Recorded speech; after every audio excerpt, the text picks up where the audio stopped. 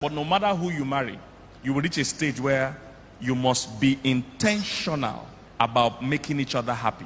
And that takes knowledge, that takes consistency, that takes being deliberate, to make it continue to happen.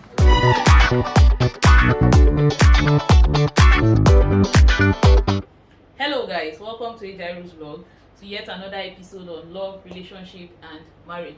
To our new subscribers, you're highly welcome to our family. My last video ended with let knowledge lead you in the choice of a life partner, and after marriage, let love take the lead. I got some interesting questions which I would like to answer before I proceed today. The first question comes from Sarita that said, "Thanks so much, Ma. But here comes my question. Is it advisable to marry someone you have zero romantic feelings for, in the hope that someday and somehow you get used to that person and consequently love him or her?" What I would like to say to this is that before marriage, whatever you call the feeling, be it love, it must be based on attraction. It's very important, because when you are attracted to the person, it's a good soil and easy foundation where love would grow. So you may not necessarily be 100% in love with this individual, but you may have a little love. But if you are fully and completely attracted to the person, the love will grow. Secondly, we had another question from Grace Anang Aiso, that said, "This is apt. Knowledge should lead in the choice of a life partner. Let love lead in marriage. Can you scrutinize the notion that love is not enough to keep the marriage working? A lot of persons have said that to my hearing, and perhaps you'd like to do a talk show on that."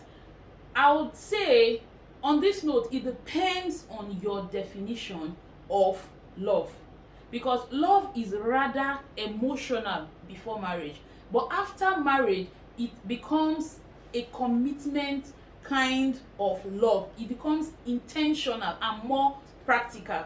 Well, I have an interesting video that is going to throw more light on this. Watch.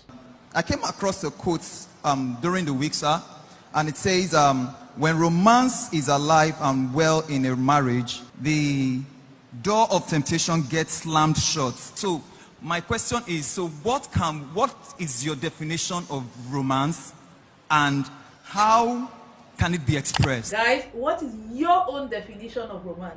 Let's go.